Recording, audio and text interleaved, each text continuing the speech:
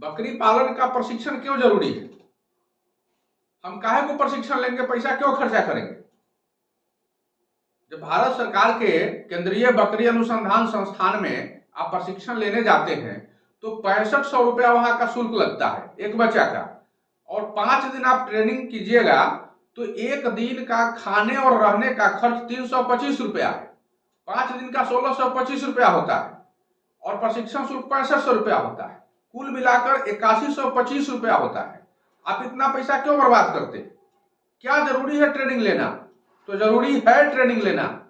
आप सुन लीजिए, ट्रेनिंग लेना जरूरी है, बहुत जरूरी है।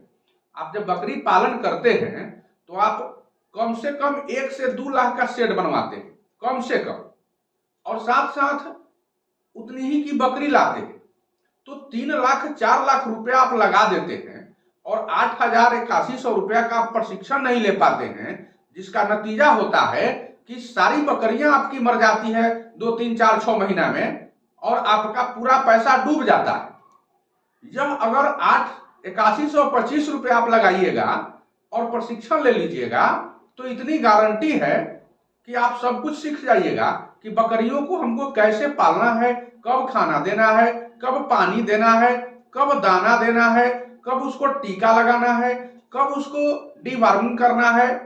ये सारी बातें आप सीख जाइएगा तो क्यों नहीं जरूरी है? 5 लाख रुपया आपका सिक्योर्ड हो जाता है जब आप प्रशिक्षण ले लेते हैं।